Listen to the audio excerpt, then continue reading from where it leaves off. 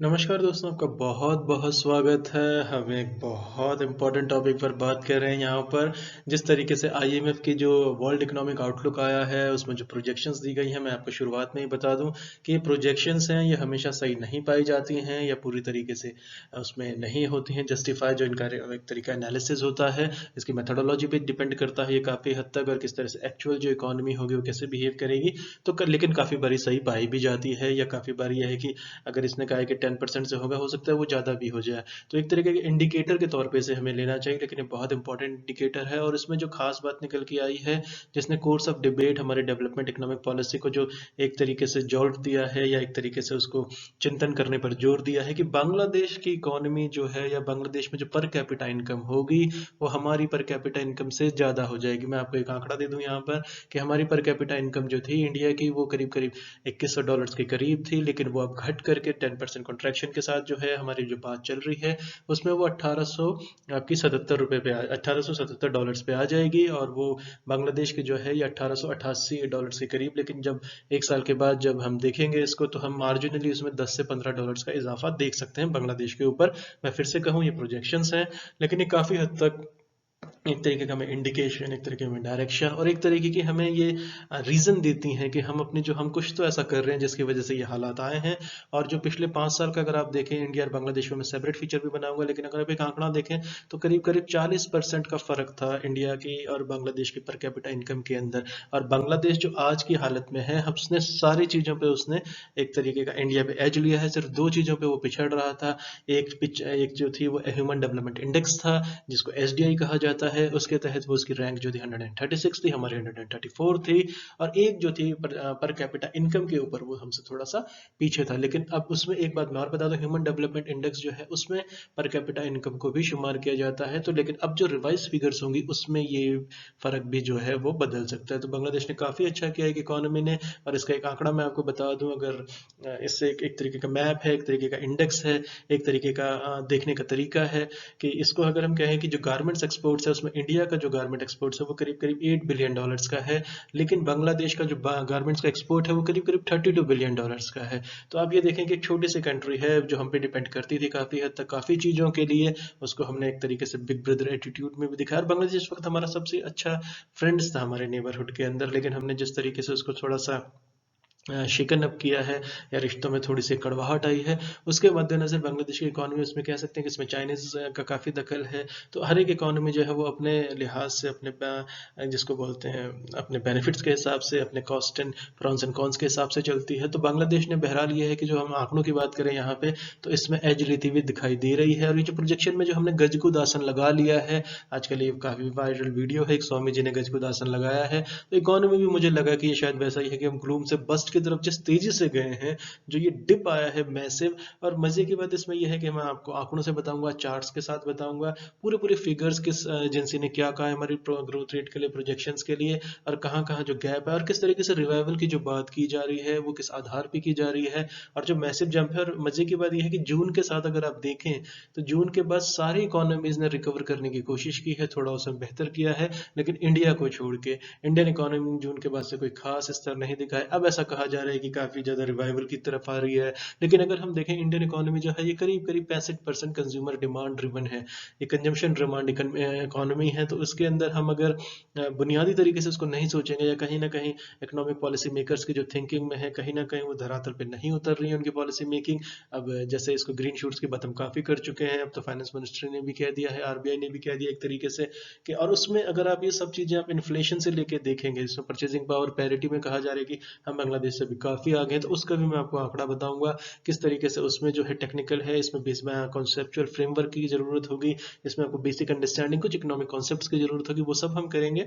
और उसमें एक दो अंक इसके और बन जाएंगे, तो इंडिया बांग्लादेश का हम सेपरेट फीचर करेंगे। लेकिन फिलहाल जो हमने गजकुद आसन लगाया है, जो आईएमएफ के जो प्रोजेक्शंस के हिसाब से, और जिस तरीके से ये एक तरीके का जॉल्ट है, एक तरीके हमारी इकोनॉमी को एक तरीके का शेकन अप हो गई है, और जो एक तरीके का डिफरेंट डिफिकल्ट होने वाला है आगे का रास्ता, और प्रीवियस के डेटा एस्टिमेट्स हैं, तो बाउंस बैक करने की बात भले ही की गई है ना नेक्स्ट फिक्सल के अंदर, लेकिन मैंने फिर से जैसे कहा शुरुआत में कि एक ये प्रोजेक्शंस है। तो ये किस तरीके से गज को दासन के अंदर जो इकोनॉमी ने एक तरीके से लगा लिया है, इसके जो वजह हैं, हमें उन वजहों पर फोकस करना चाहिए कि इनकी वजह से वो हैं, और उन चीज़ों को कैसे दूर किया जा सकता है, हम कैसे वापस इसको रिकवर करने की पोजीशन में आ सकते हैं। कहाँ $5 ट्रिलियन की बात कर रहे थे, हम 5 किलो चने पे तक आ गए, तो ये जो, और उसमें बांग्लादेश हमसे आगे निकल गया है। और मैं इसमें हम आपको एक और बता दूं कि जो श्रीलंका और मालदीव से ये इंडिया से पहले ही आगे थे पर कैपिटा इनकम के अंदर, और अब बांग्लादेश नंबर 3 पे आ जाएगा, तो हम नंबर 4 पे चले जाएंगे। इसके बाद चलिए इसको आगे देखते हैं। अब हम इसे अगर आंकड़ों के हिसाब से समझे तो growth rate in Indian economy है, अगर ये फाइनेंशियल ईयर 20 की, फिर फाइनेंशियल ईयर 21 में अप्रैल का फोरकास्ट, जून का फोरकास्ट, इसका अक्टूबर का फोरकास्ट, ये सारे आप डेटा लेके चलें तो 4.2, 1.9, -4.5, फिर -10.3 के बाद जो ये सबसे ज़्यादा जॉल्ट देगा, इसके बाद ये रिकवर करेगी, 7.4 जाएगी, 6 जाएगी, फिर 8.8 जाएगी। इस तरीके से कहना है IMF का। तो लेकिन ये जो 7.4 से और फिर 6 आएगी और फिर ये वी शेप एक तरीके का बनाएगी, तो ये किस तरह, जब फाइनेंस मिनिस्टर ने मना कर दिया कि कोई वी शेप रिकवरी नहीं होने वाली है, जिसको लेकर के कि ये चीफ इकोनॉमिक एडवाइजर लगातार 2 साल से कह रहे हैं, लेकिन जो पिछले हमने 7-8 क्वार्टर्स में जो हमने किया है, उसका एक तरीके का, जिसको कहते हैं ना कि जो किया है उसका फॉल आउट तो आपको देखना ही पड़ेगा। तो ऐसा है नहीं कि आपसे कोई स्केप रूट निकल जाए वहां से। तो ये एक तरीके का जो डेटा में इस तरह का है, और अलग अलग ऑर्गेनाइजेशंस के अंदर से, वर्ल्ड बैंक, EDB और जो रेटिंग एजेंसीज हैं, इंडिया की हों चाहे फॉरेन की हों, उन्होंने किस तरीके से इसको देखा है, उस पर विस्तृत बात करेंगे। इसके बाद अगर आप देखें तो growth rate in Indian economy जो है, अगर आप मूडीज की बात करें, फिच रेटिंग्स की बात करें, मैं सबसे पहले बता दूं मूडीज को बहुत सम्मान से देखा जाता है, इसके बाद स्टैंडर्ड एंड पुअर्स को देखा जाता है, फिर फिच रेटिंग्स है, फिर IMF, वर्ल्ड बैंक, RBI का एक तरीके से आंकड़ा है। हम अगली स्लाइड में इसको और ज्यादा करीब से देखेंगे। तो अगर आप देखें तो मूडीज की जो है -11.5 ये कह रहे हैं, हमारा इस तरीके का फाइनेंशियल 21 में एस्टिमेट हो जाएगा, इतना हमारा जो होगा कॉन्ट्रैक्शन हो जाएगा। फिच की रेटिंग से -10.5 है, IMF ने जी तो काफी चर्चित है -10.3 है, वर्ल्ड बैंक ने -9.6 कहा है। और यहाँ पर एक खास बात यह है कि चाइना के लिए उन्होंने 1.2 कहा था और IMF ने 1.9 कहा है, तो चाइना को लेकर के काफी पॉजिटिव है। उसका क्या इफेक्ट होगा हम इसको देखेंगे। RBI ने -9.5 कहा है, ये कुछ दिन पहले मैंने इसको बनाया भी था। स्टैंडर्ड एंड पुअर्स ने -9 कहा है। अब इसको और करीब से देखते हैं। इसके बाद जो है, अगर आप इसको देखें, फाइनेंशियल 21 का एस्टीमेट है, और जो अर्लियर एस्टीमेट है जो उन्होंने रिवाइज किया है, अब उसमें गोल्डमैन सैक्स को आप देखें, इन्होंने -14.8 कहा था, इन्होंने उसको रिवाइज करके -11.1 किया है। ये काफ़ी ज़्यादा एक तरीके से इन्फ्लुएंशियल है। सबसे बड़े इन्वेस्टमेंट बैंकर इसमें कोई नहीं, गोल्डमैन सैक्स की जो रेटिंग्स है उसको काफ़ी सीरियसली लिया जाता है। और इसके बाद जो है फिच की रेटिंग्स है -10.5 है, इन्होंने पहले -5 कहा था, तो इन्होंने डबल किया है, आपको ये गौर करना है। IMF ने -10.3, और IMF ने ही पहले प्रोजेक्शन दी थी -4.5 की, तो इन्होंने एक तरीके से डबल से भी काफी आगे निकल गए हैं। वर्ल्ड बैंक का अगर आप देखें, इन्होंने -3.2 कहा था, लेकिन अब ये -9.6 कह रहे हैं, यानी इन्होंने ऑलमोस्ट ट्रिपल अप किया है।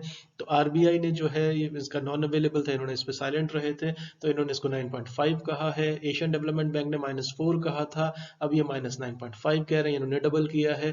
क्राइसिल की अगर आप रेटिंग देखें, -5 से -9 हुई है।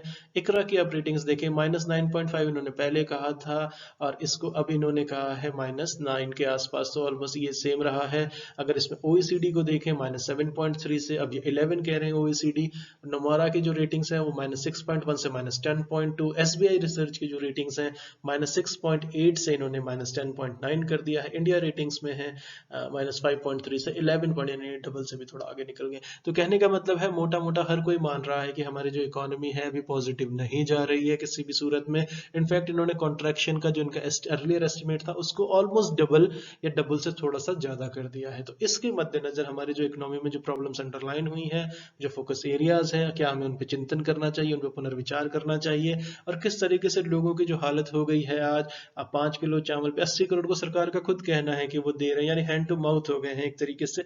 तो ये जो सारी मद्देनजर जो ये है, ये सबसे पहले इंपॉर्टेंट है कि इस पे चिंतन हो कि ये ऐसी हालात हुई कैसे है। उसके बाद जब उनका आकलन करेंगे, उसके बाद, और ये पारदर्शी तरीके से ही होना चाहिए, जज्बात में या इमोशनल तरीके से या एक तरीके चेस्ट थंपिंग तरीके से ना हो, या हेडलाइंस मैनेजमेंट के तहत ना हो। तो वो भी हम करेंगे इसको, कि इसकी जो वजूहत है वो हम शुरू से इसको बताते आ रहे हैं किस तरीके से है। हमारी कंजम्पशन डिमांड इकोनॉमी है 66%, अगर जिस इकोनॉमी को, और MSME सेक्टर जिसमें बहुत क्रूशियल प्ले करता हो, और ये जो कॉन्ट्रैक्शन रेट है ये ऑफिशियल डेटा का जो सरकार की तरफ से आया था -20.3.9 का जो डेटा आया था, स्ट्रैगरिंग था, शॉक था। अगर वो रिवाइज होगा तो -40 के करीब जा रहा था उसका, कि उसमें एमएसएमई वगैरह अनऑर्गेनाइज्ड सेक्टर लिया ही नहीं गया था।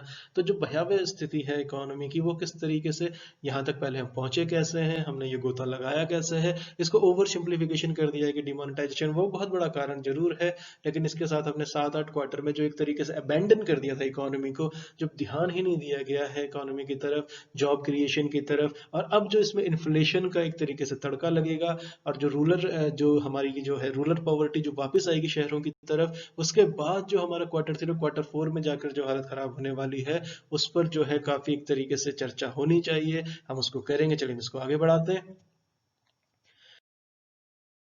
इसमें हम ये देखेंगे कि जो डिक्लाइन है और जो ग्रोथ रेट है अन्य इकोनॉमीज के साथ, इसका कैसे, ये अगले लेक्चर में देखते हैं। इसके बाद हम देखेंगे कि डिक्लाइन है, रेट ऑफ रिकवरी है, ये वही है कि काफी सारी कंट्रीज का लिया है डेटा के हिसाब से, आईएमएफ का डेटा प्रिडोमिनेंटली है ये, तो किस तरीके से ये रिवाइव करने की बात कर रहे हैं। तो इसमें जो खास बात ये है, इसमें इंडिया की जून से इंडिया ने नहीं इसमें शो अप किया है, बाकी सारी इकोनॉमीज आप देखिए -5.8 है, बाकी सारी इकोनॉमीज ने कुछ ना कुछ थोड़ा सा इंप्रूव करने की कोशिश की है, जीरो से थोड़ा सा ऊपर गए हैं, लेकिन हम -5.8 पर ही हैं। तो इसको आगे देखते हैं। इसके जो उसके रीजन हम इन पे एनालिसिस करेंगे किस किस तरीके से हुआ है, और हम जो बैंकों के भरोसे उबारने, बैंकों की हालत क्या है, इस पे मैंने लेक्चर्स भी बनाया, देखिएगा प्लीज।